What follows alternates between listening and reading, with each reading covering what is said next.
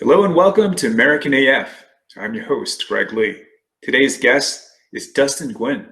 Dustin was in the original 21 Jump Street, playing the character of H.T. Aoki. In the late 90s, he was in a series called VIP opposite Pamela Sue Anderson. And most recently, Cinemax's Warrior. Dustin's had a long and illustrious career, being directed by such legends as Oliver Stone in Heaven and Earth, starring opposite Cate Blanchett in Little Fish, and even writing, directing, and starring in his own production, Once Upon a Time in Vietnam. So for no further ado, Dustin Nguyen. Hey, can you hear me? Yes, I can hear you. All right. let me Sure. get out where it's quiet. My kids are watching a movie inside, so Oh, awesome. How old are your children? they're 7 and 5.5. Oh, wow. Yeah. So let's see. Well, that's a little bright. Maybe I'll turn this way. Is that Very nice. distracting or No, not at all. It's beautiful. So Okay. really nice. Yeah, they're 7 and 5. So today is their movie days. Oh, So cool. they're So I have to keep them occupied for a little bit with I the understand. films. So you hear me okay? Everything also good? Everything sounds good. Thanks for joining. Hey, it's good to meet you finally. So It's so nice to meet you as well. How are you holding up with this isolation? Are you getting a little stir crazy or? it's not too bad, It's I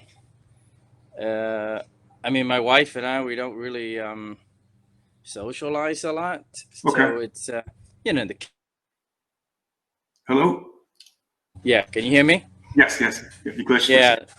So the kids keep us pretty busy at home, so we don't really feel like we're missing out on anything. I I mean, understand. sure, it's nice to see a couple of your friends every now and then in person, So, Absolutely. Totally. but other than that, we don't. It hasn't been too bad actually. Cool. Yeah, I know You? it's okay. I mean, I'm definitely getting a little bit stir crazy. I mean, my hair was going crazy, so I had to sneak a haircut the other day. Oh, you did. Well, I mine is like really long now. I All right, it don't looks know good what to do with it. though. Way in the back, but we'll deal with that later. Now you're based out of where? I'm in New York. Yeah. Oh, okay, yeah. So the situation's you guys are a little bit different than us. Well, LA is kind of it's not as intense as New York, and Yeah. I think we're behind the curve a little bit compared to New York. I think things are kind of like tapering down now. So it's not as like crazy as it was like maybe last month, but everything is still locked down.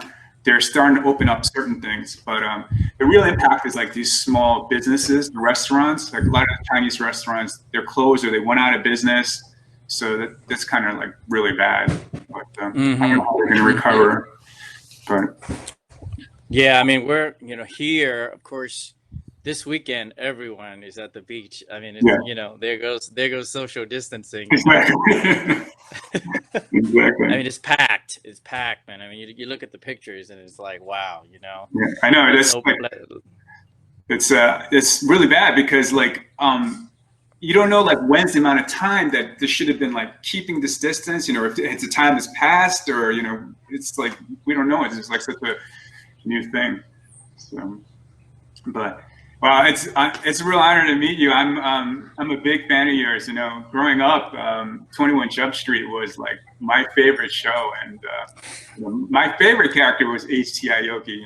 I found you so as an Asian male growing up, I found you very empowering because your character was like a really good guy. He had a strong moral sense, moral compass. But not only that, as a young kid, seeing somebody that looked cool, that was handsome, that could fight, and the girls liked them. I mean, you're the only one, pretty much.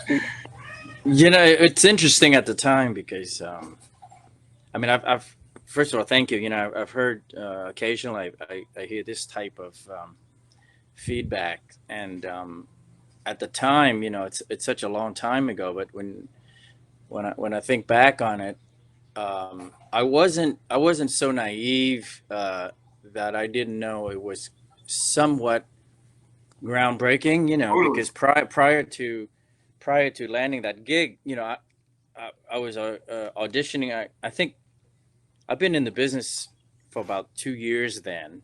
By Oh, the time wow.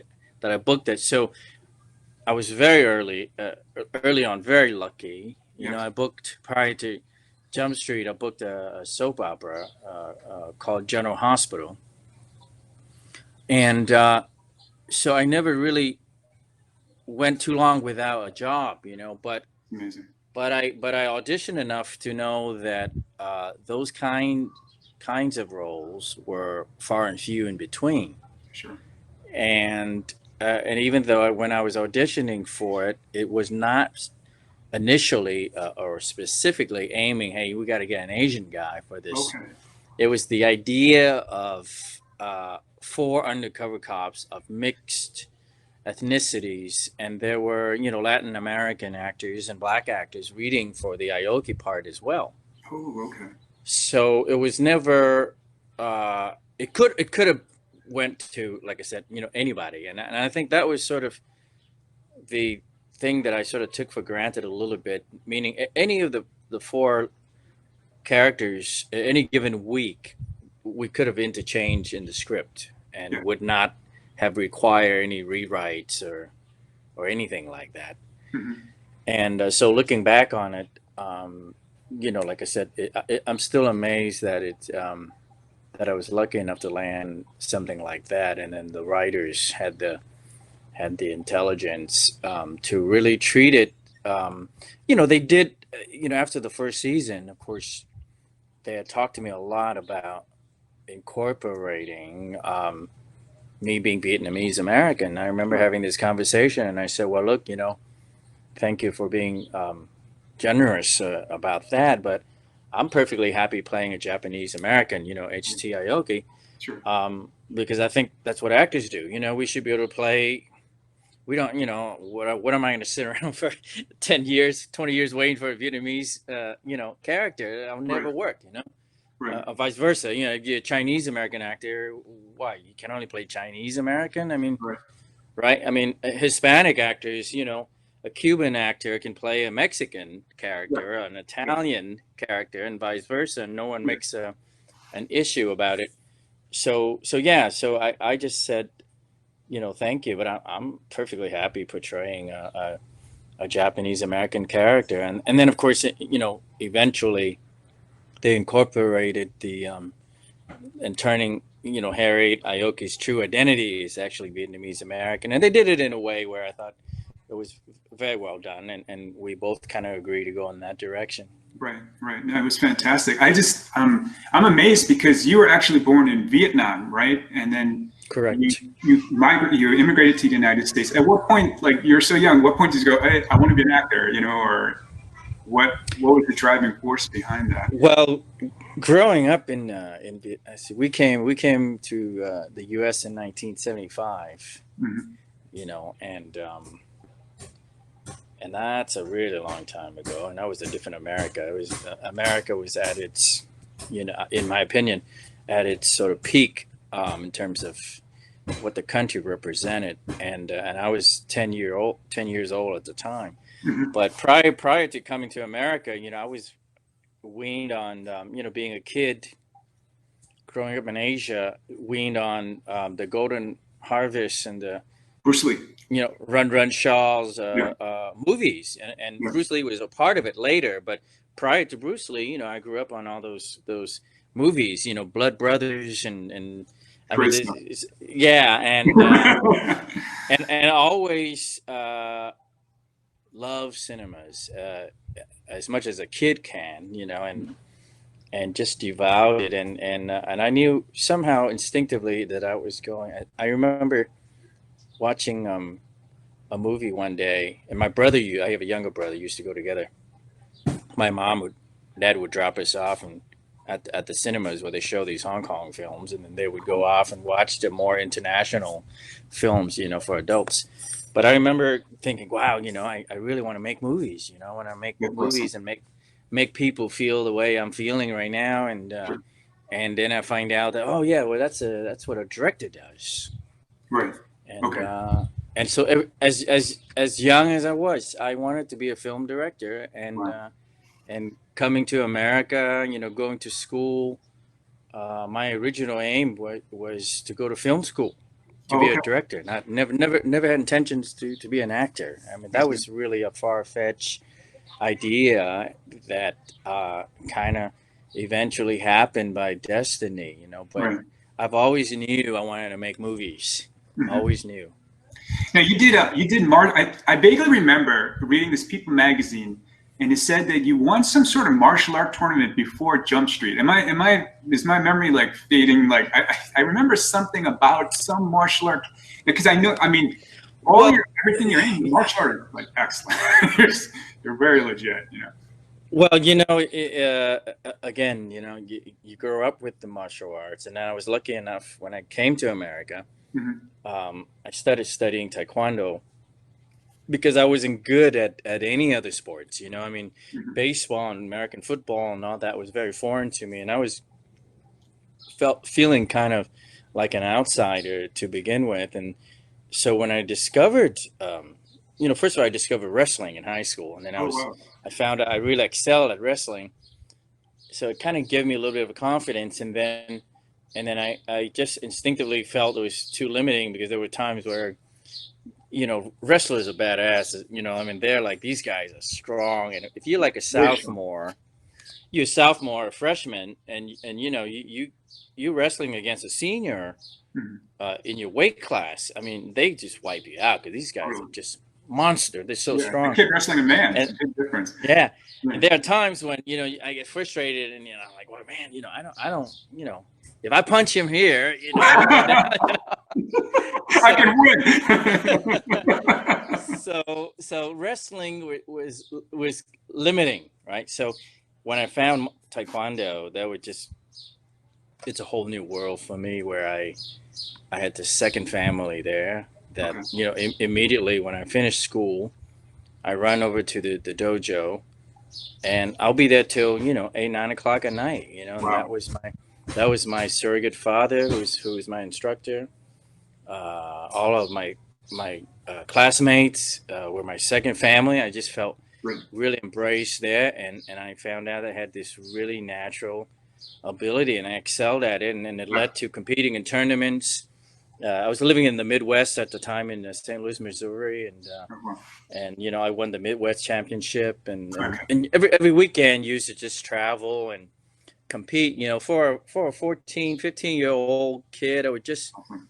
exciting to hang with the adults, my teachers, and like I said, some of my senior instructors, and just get to hang out with them, and Sure. competing, and then getting into kickboxing, which was just starting in the 70s, Hmm. being sort of taking under some really amazing world champions that were sort of my daily sparring partners and Wow. teachers and surrogate fathers, and it was just heaven, yeah. So that was the martial arts was just everything for me, everything for me, that I would have to say, my whole entire life uh, is all about the discipline that the martial arts gave me. Sure. I mean, for me, because I've been doing Taekwondo since I was a child as well, I knew from an early age that when I saw you on TV that you were legit. Because you see a lot of guys Mm, that learn the moves just for the scene, and mm, I'm sorry, mm, they don't look good. But anything that you did was very, very crisp. mm, The kicks, especially, everything, just beautifully. Besides being an excellent actor, you blended in that martial skill beautifully. So I always enjoyed watching your performances. I know in the '90s, when you were in the late '90s, when you were in VIP, it seemed like you were doing a lot more martial arts. Well, VIP, truly, in Jump Street, I think they would just once in a while, they would It's much more. It's more your have acting. something, but the character on VIP really gave me, a lot of the playing field, I mean, the character was a martial art Hong Kong movie star, Right. Right. so I had a lot of fun on it, and but Greg, prior to that, I couldn't get people to take me seriously uh, for any sort of martial art action movies, and which is fine because Wow. I went into the business really downplaying my martial arts, uh, um, and really wanted to be a serious actor. Right. Once I sort of got on this destiny, got me on this acting path, I started studying seriously. Uh, I was just in love with the craft of acting, and I really Sure. wanted to be a serious dramatic actor. And so I didn't really have a desire to exploit my martial arts skills Right. so much. I wasn't ashamed of it, or anything, but it was just more like, hey, I really want to be a dramatic actor, And so it took a long time, actually. Even VIP, yeah, VIP was the first time, and and I only got VIP because by chance I did this Levi's commercial uh, where it was it was directed by Jonathan Glazer, who's an amazing director. He directed Sexy Beast and Birth and some amazing movies. But Mhm. and this Levi's commercial was like a homage to Bruce Lee and Oh, to the Hong Kong '70s movies. And okay.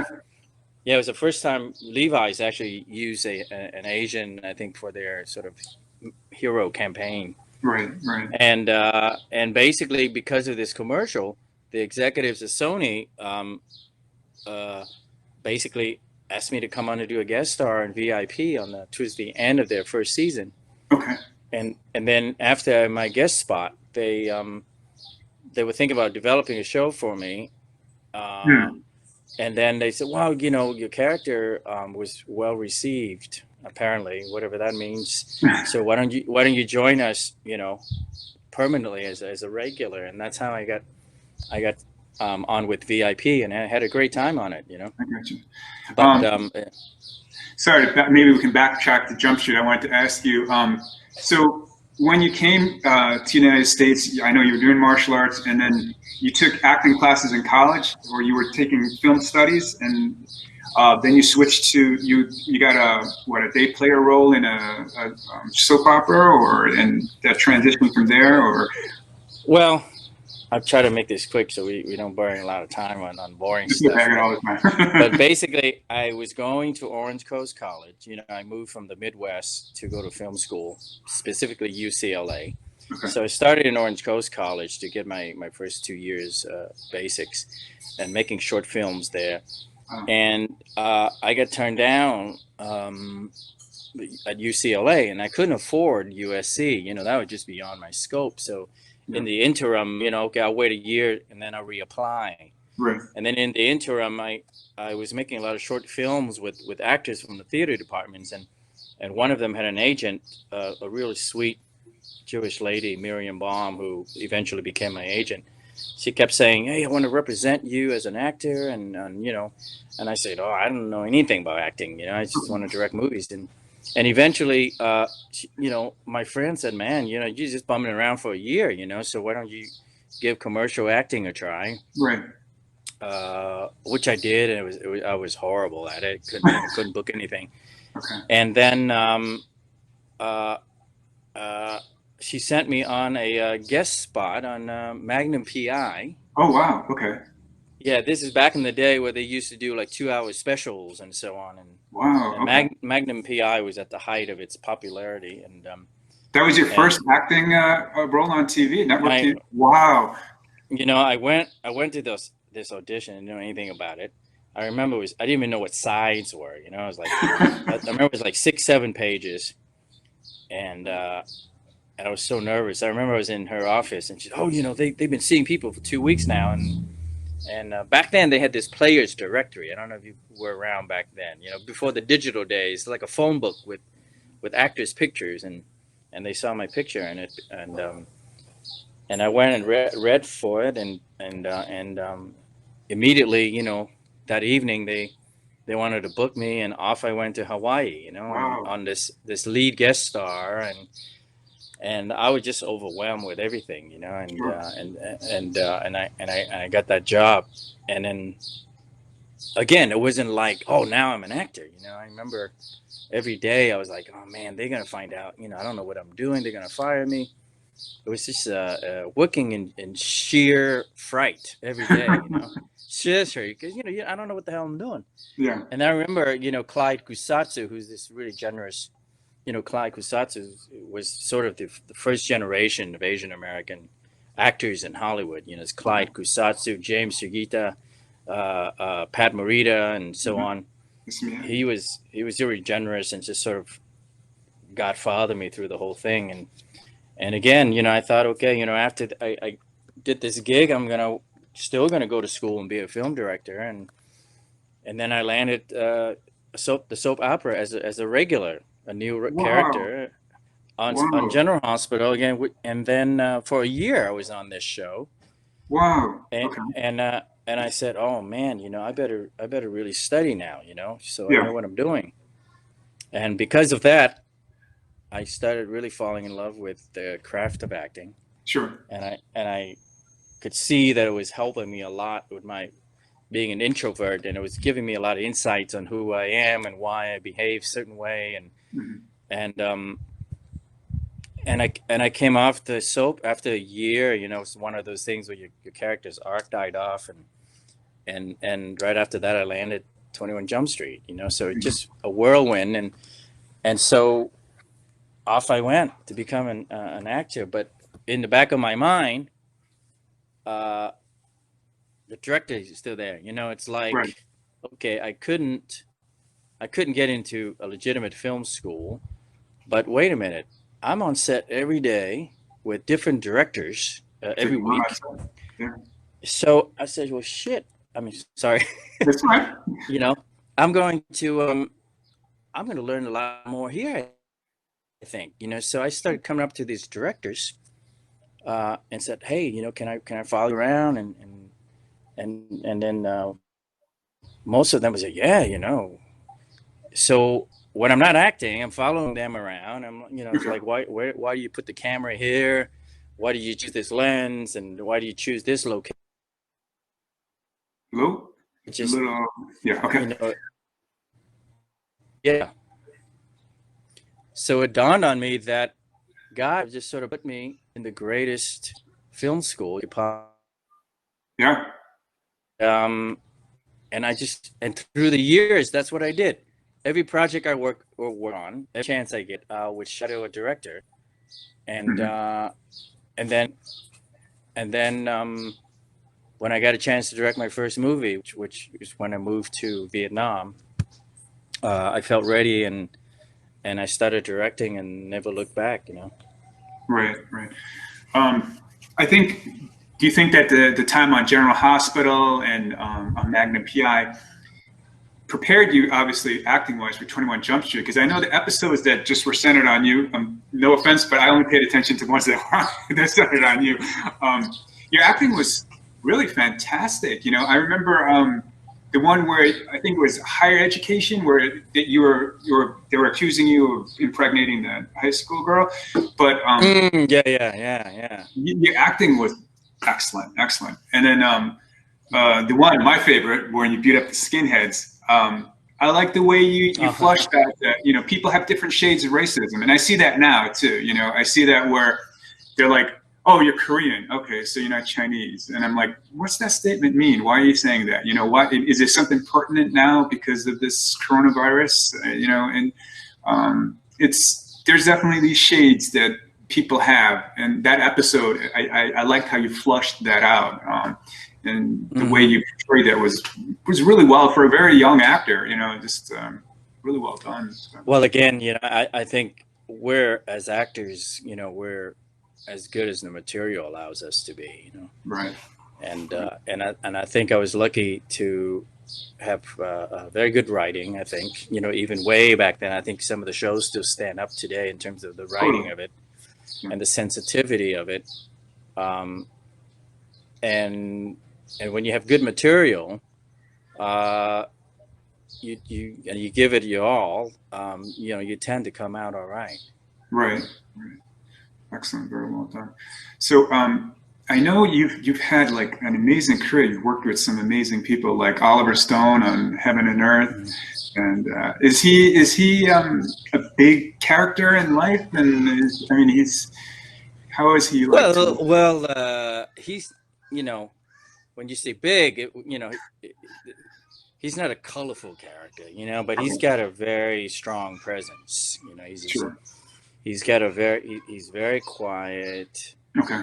He's an observer, as most directors are, but he's very quiet. There's this gravitas about him, and I remember, it's such a small role in that movie, and I had 5 meetings with him, and there Five. weren't a whole lot of sides to read, because my character was a lot of more about. Later, I found out he was more interested in the visual impact of the character versus Yes. a lot of dialogue. And so every time I see him, he would give me something else to read, and there was a few characters that I could possibly be right for, Okay. and I just remember he would sit, back behind his desk, and he had these probably with bifocals or were back then, and he would just kind of always kind of looking at me like this, and while you're reading, it's very disheartening, and he's just Sure.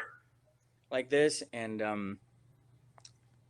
5 times, and Five and when he times. cast me in this part, I spent 3 months. I think I'm in the movie maybe a maximum 10 minutes, but 3 months on location shooting. It was an amazing experience. But I remember, every day, and he's, I think, one of the less than a handful of people that calls me Dusty, and Rusty. he's like Dusty, and every day he would always say, you don't look like you're Vietnamese. You don't look like the rest of your family. And I said, Oliver, you're the one that cast me. I mean, what do you mean I don't look Vietnamese? Yeah. There's just something about you. Can we change your hair or Okay. makeup? And every day it was like that. I don't know if he was pulling my leg or what, but I mean, we had a good laugh about it. Every day, you always look at me when I come out of makeup and costume, but he can be tough to work with. But I had a wonderful time with him. Mhm. Years later, I run into him all the time, and I'll be doing something at a film festival, Dusty, and then I go, well, not a lot of people call me, Dusty, so it's Oliver, and it was a great time, Awesome. working with him, yeah.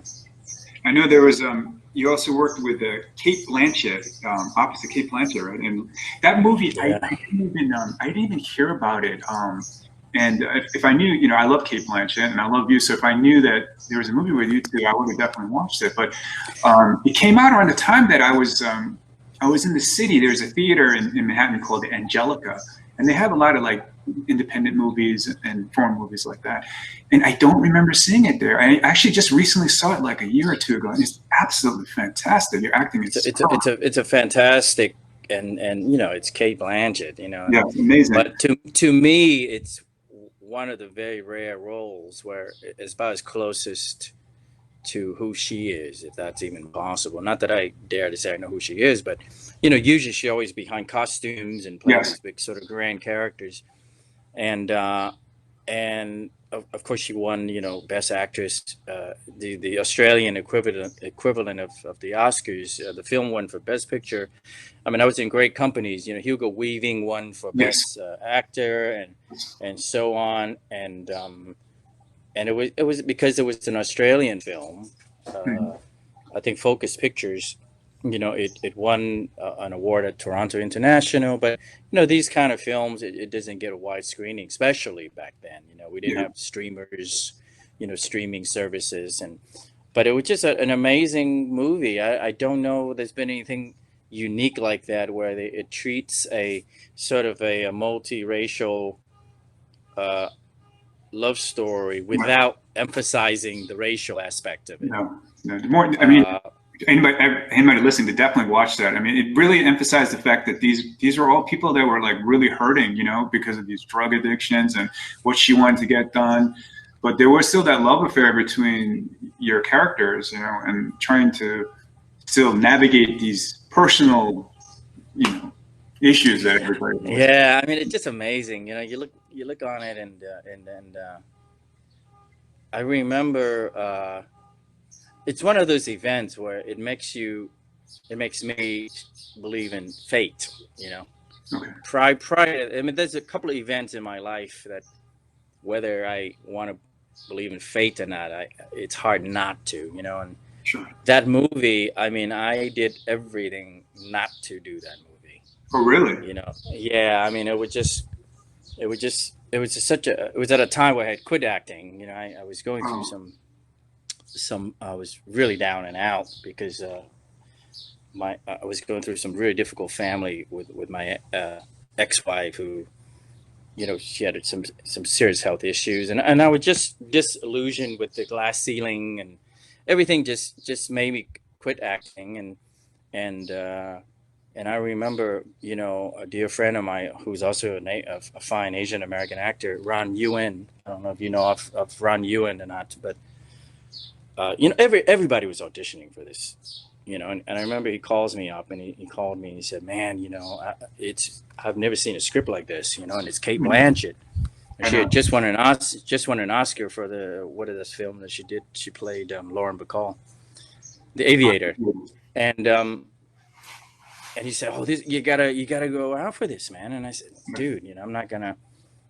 It's a long shot, They were screen testing Tony Leung out of Hong Kong. They were screen testing Ken Watanabe and so on and so on. And they were reading everybody. They would go to London. They went everywhere. And so I just didn't want to go in because you'd be disappointed. You know how that goes. I mean, you get worked up on something. Yeah. Plus, you got to go in with an Australian accent, which is like, oh God, you're not gonna do like an Australian accent on top of a very 10 pages of intense dialogue. Right. But again, it's fate. Sure. He kept at it, and finally the casting director got a hold of me, and my wife at the time, my ex-wife, she said, "Look, you don't want to be 65. Look back on it," and said, I should have tried, Yeah, no, your performance was fantastic. So I went in, and it was a disastrous audition. And again, Ron, this, I tell you, this business, sometimes you meet people like my friend. He actually sent me the DVD of that he had bought to do the Australian, coach you to do an Australian accent. He said, "Look, man, you do the best you can." And I went in and did all the scenes, and afterwards, in character, with my Australian accent, Sydney accent, and the director, sat in and this is after I read. He said, can you learn? You think you can do an Australian accent? So I was like, oh, this whole time I thought I was doing it. What am I saying right now? I just completely dropped out of character. It was like the most humiliating thing. I said, this whole time I was doing an accent since I walked in the door. And he's like, "Oh, don't worry about it, mate. Don't worry about that. I just thought I'd ask, and somehow, again, I don't want to take up too much time, but they called me back the second time, 2 months later after traveling again. 2 months later. And yeah, because I was like, see, I'm never gonna land something like that. And then they called and brought me in for a screen test, and with 2 other actors, and in the end, I got the part. Fantastic. Yeah. It's fate, it's fate. Totally. There's a very steamy love scene between you and Kate Blanchett, and I mean, I adore Kate Blanchett. But did you read the script and go, wait a second? Okay, was it? Well, first of all, I don't think Kate has done anything like that before or since. I don't think so either. In any of her movies. Yeah. In the script, it said setting in a hotel, and a sort of a cheap motel, and they were in bed making love. Yes.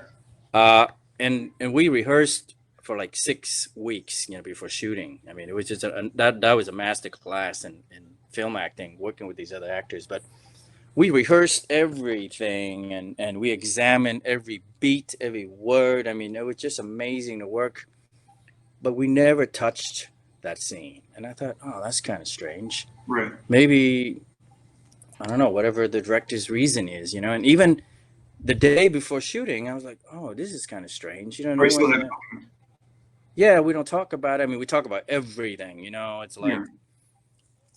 and so in the morning, we went inside, and no, actually that night I called the director up. I was very nervous, because I've never done anything like that before. I said, look, mate, you know, how does it work? Is Kate's using a body double? For sure, I thought she was going to use a body double. Yeah. And what about me? And Right.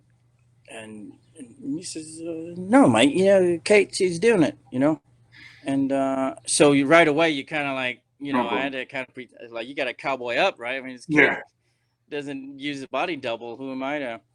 Oh yeah, sure, man. I got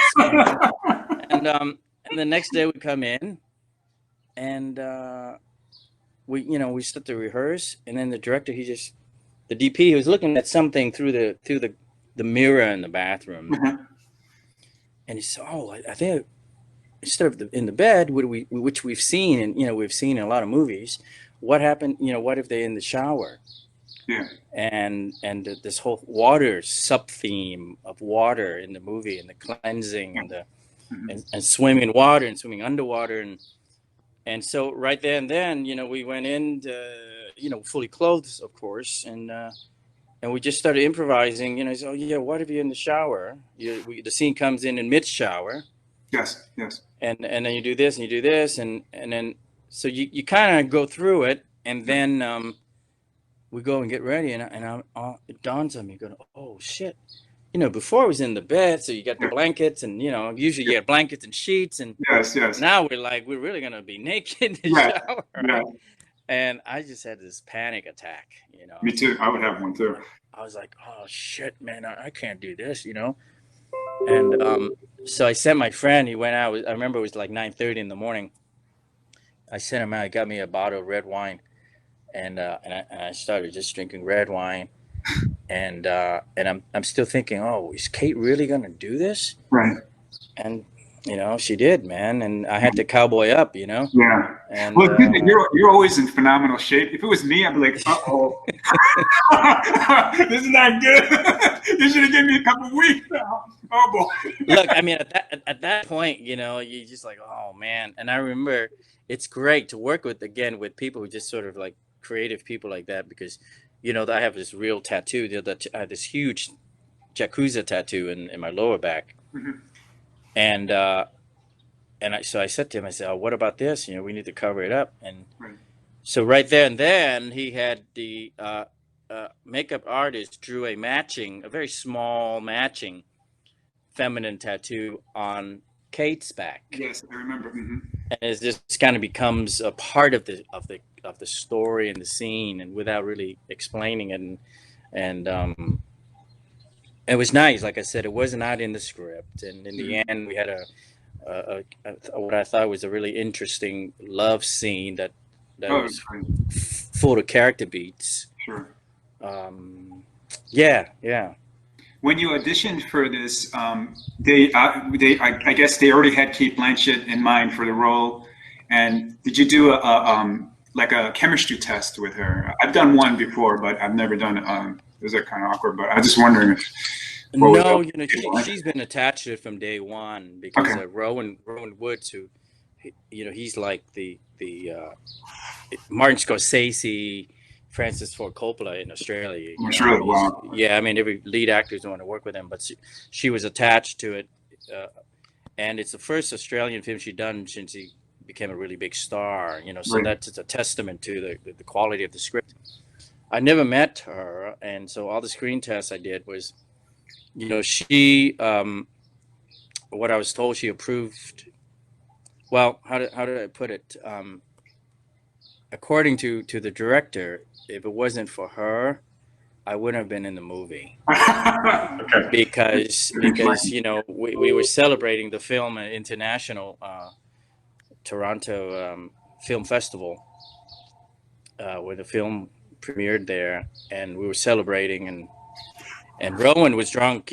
We all were tipsy, and he basically started telling me the real backstory, why it took so long to cast, Okay. because he was running up a lot of politics to change that character into a Caucasian uh, actor, and he really fought it. Thank God. And at some point, it was even a negotiation of, well, if it's not white, how about half white, half Asian, and we'll hire some really good looking model or whatever. And so there was this whole, and Rowan was like, I can't believe I was negotiating for some, and so for him it was like, it took a long time to work out those kinks, and when the screen tests were done, uh, I was not the studio's choice, and I was Rowan's first choice. Okay. So Rowan came to Kate and said, Kate, I need to look at the screen test and tell me who's your pickers. And apparently, she kind of put her foot down, and said, Mm-hmm. this is the guy, and otherwise we have no movie. Right. That's the story I was kind of told. And he said, well, obviously I didn't want to tell you this until the film is done, so I don't want it to affect you, your psychology or whatever. Affect your acting, yeah.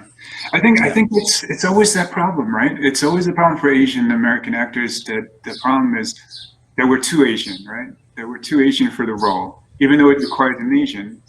So their studios would be more happy to put a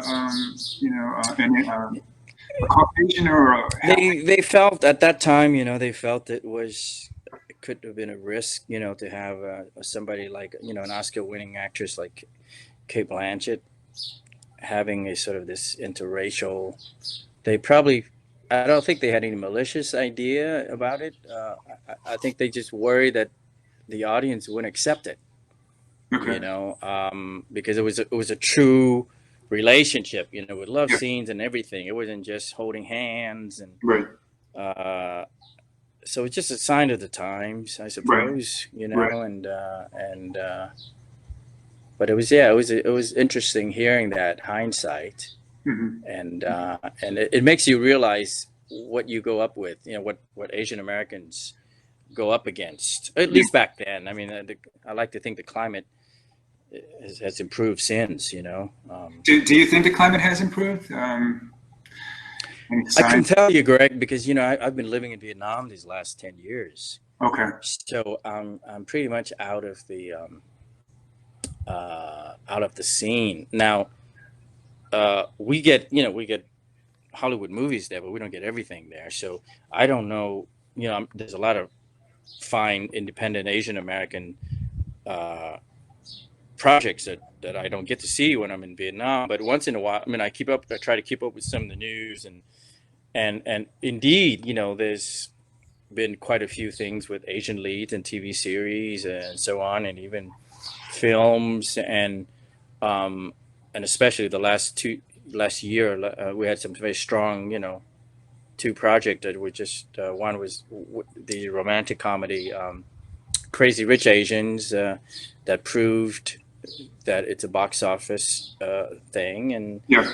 and then the other, award-winning the Farewell, which things like that. So I like to think that it's certainly, they didn't have projects like that when I was around, back Okay. in the days Okay. that we're just talking about. Yeah. But other than that, I couldn't tell you. I don't have enough data to comment on that.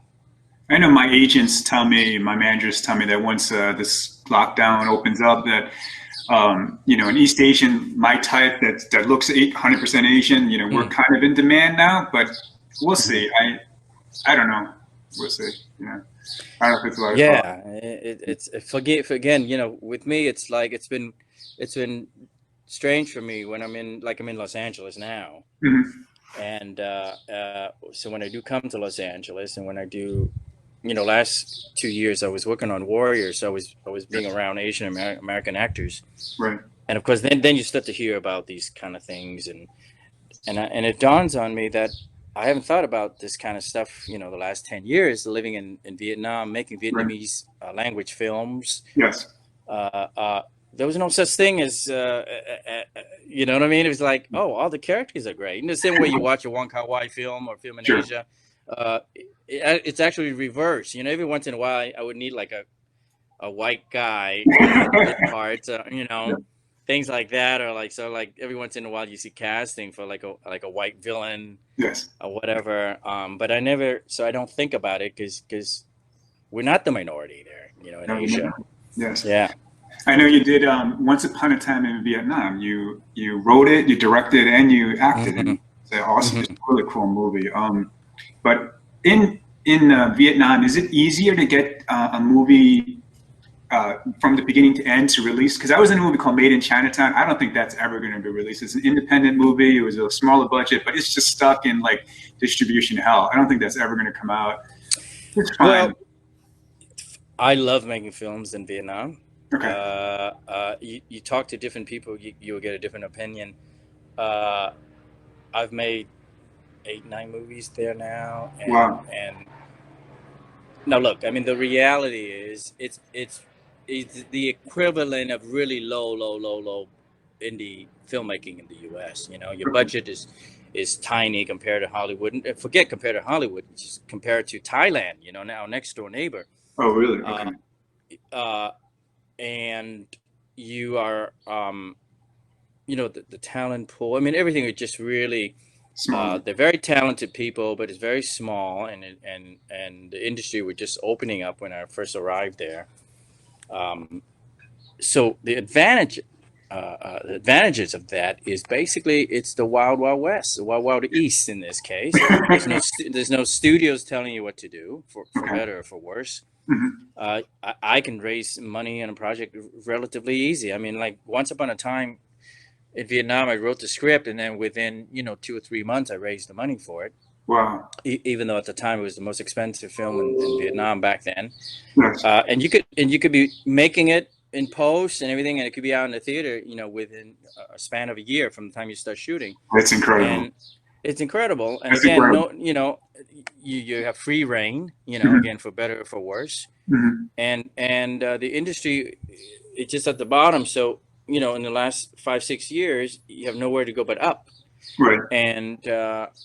And creative freedom is just amazing. Now people go, well, what about censorship and Right. all of this? And Vietnam does have censorship, but I have never had an issue with it. Right. I think Singapore and China has much stricter censorship. I mean, in Vietnam, there's a few things that are just a complete no-no. I mean, they're not going to let you make anything political, Okay. make anything political statements against the government. Hmm. They're not going to let you do any extreme graphic violence, Okay. and graphic nudity. I see.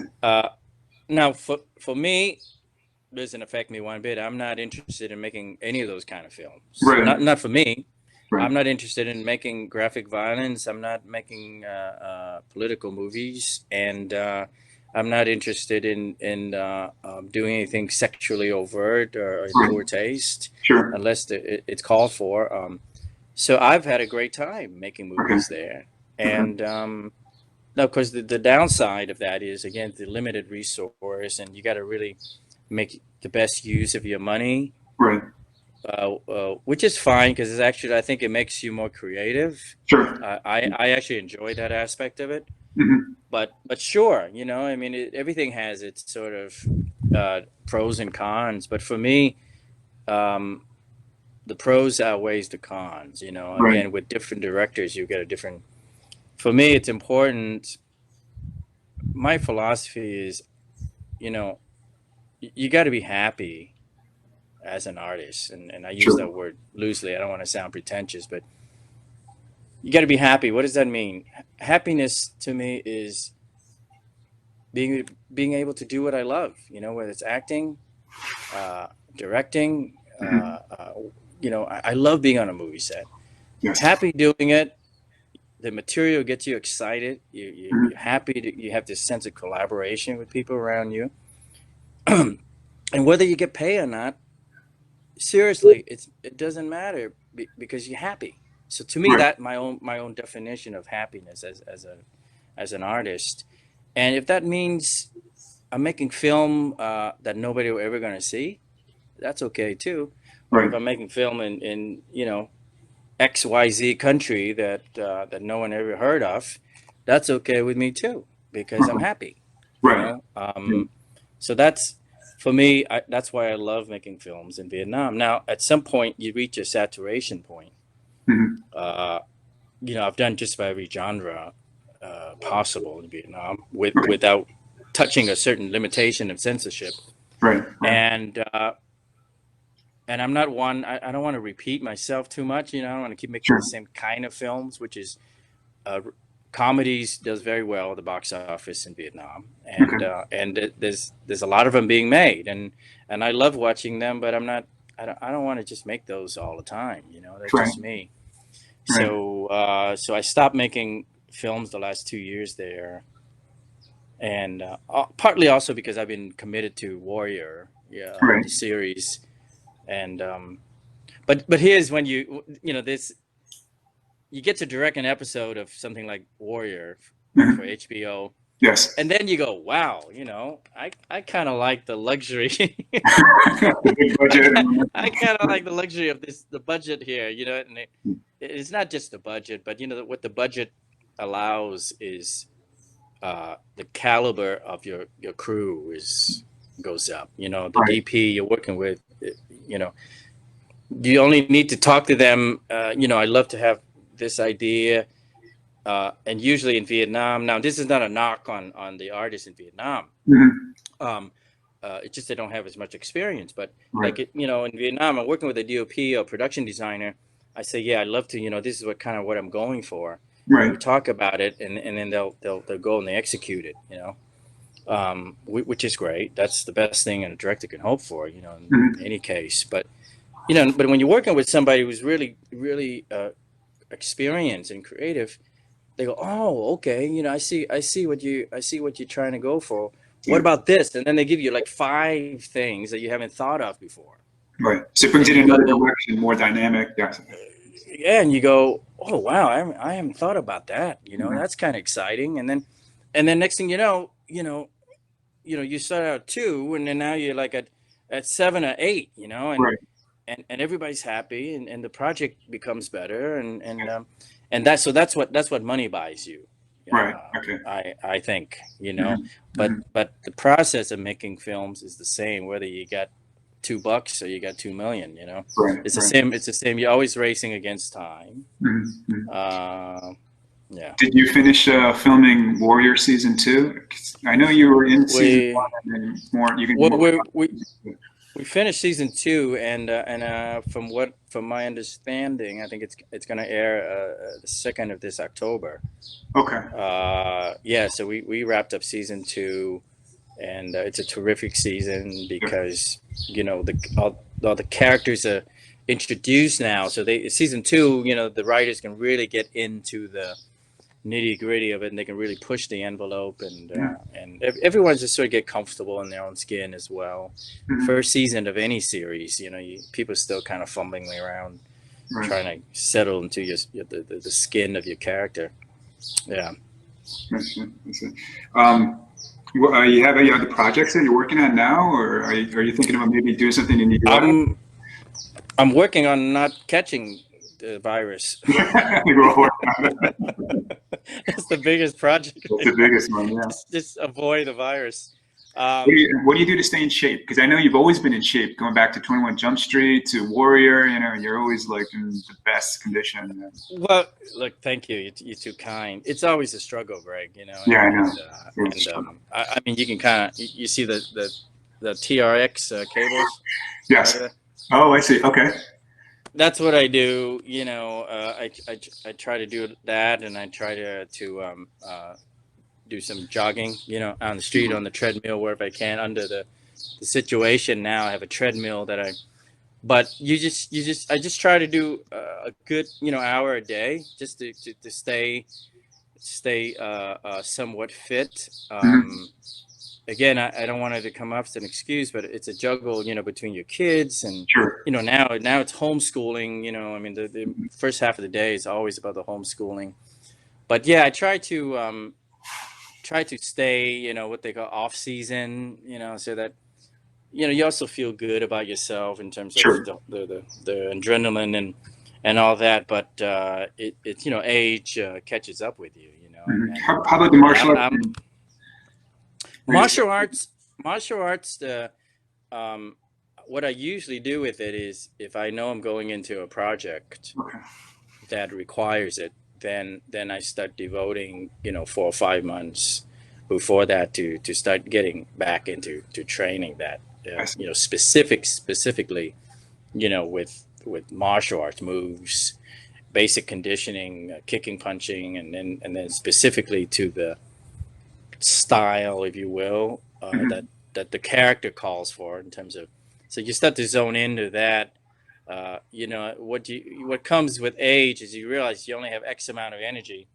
Mhm. So, well, I do anyway, and then you say, okay, I don't want to just do training that's not going to really benefit what I need to accomplish. Sure. Sure. So you go, okay, my character's, he fights like this, so I need to sort of devote all my attention just training those type of movements, versus doing jump kicks or whatever that doesn't actually beneficial to the character. When Mhm. you're younger, because you do everything. Right. Right. Um, how do you feel about the current climate against Asians right now?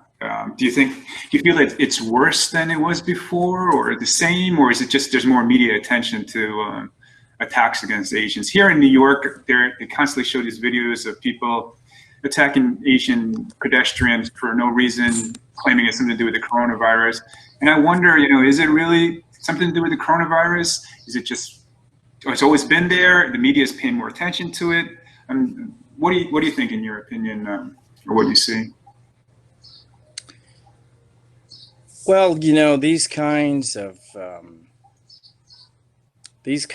things always come from a fear-based foundation, whether it's racism, uh, violence in general. Yeah. I think comes from a fear-based environment. Racism, in this case, we're talking about racism, and particularly, I don't think this I don't think this COVID-19 is what kicks it off. It's a trigger for sure, but I think it's deeper than that. When you have an environment of fear, even before the COVID, if you're living in fear, and if you have a society living in fear, or you're brought up with fear, and fear comes from what? Fear comes from the unknown, Right. From ignorance. right? Yeah. We weren't born with fear, you Hmm. know. Um, and yeah, so when you have that in you, uh, and something like a COVID thing comes along, uh, that is so specific. Oh yeah, this virus came from China, Yeah. and so all of that anxiety and fear and transforms to anger, and it lashes out. It's like, I think human tendencies, we always need something to latch onto, whether it's happiness or sadness or anger.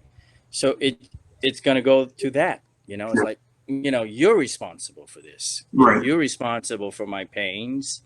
You're responsible for my desperation. You're responsible for my grandmother dying, my uncle dying. It's easier to say that than not. Than Right. just accept it as, look, this is something that's happening to everybody. Hmm. I don't know if I'm being too vague or too Yeah, I think it's metaphysical something. about it, but There's I some. really, that's how I really feel. It's unfortunate, I read about these things, and I even see a couple of videos of horrible things, violence being perpetrated on Asian Americans. It shouldn't be towards anybody to begin with, Hmm. um, but I try to be calm about it as much as I can, and that's what I realize. I realize that these individuals uh, lashes out of fear. I mean, this environment right now is very fearful. Yes. Even for an Asian American, for us, right? I mean, forget Yes. the racial thing.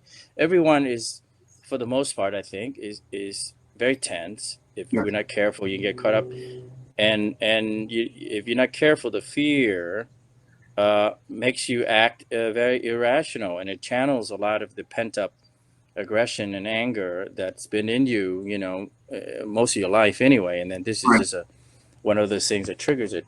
Hmm. Back Absolutely. to what you're saying, it's unfortunate because Asian Americans or any particular minority group in this country uh, has it tough to begin with anyway. We all try to have equality. The African Americans, with the NCAA. It's been a while since I've been in this country. I hope I'm not getting the names of some No, of you're these correct. It's organizations. NAACP. Hmm. Everyone has this community. The African Americans and the so on, and the Asian Americans. Why? Because we all been trying to fight for our equal rights. And Yes. so this is something that's been going on in the history of the United States of America for a while now, and these kinds of high pressure crisis tends to bring the ugly side of people out. Unfortunately. Yeah. Uh, it's strange for me, like I said, living in Asia all this time, and then I came here beginning of the year with my family, and now I'm kind of stuck here. Right. Uh, I can't get back to Vietnam, where I consider home. Uh, and then these kind of things come up, and oh wow, this doesn't happen in Vietnam, right? It wouldn't happen in Asia, Right. uh, but it's happening here. So it's kind of a wake up call and a reminder. Yeah. Totally. Totally. Yeah. Hopefully, things will start flattening out. Things will start opening up, and we'll see. It's such I an. I think we just I might be naive, but I just think that we just got to work on mitigate some of this fear, by love and kindness. Yeah. Uh, it sounds cheesy, but because certainly reciprocating with violence is not gonna solve it. I'm not going to talk now. There was a time that's what I would do. I would reciprocate with violence, Right.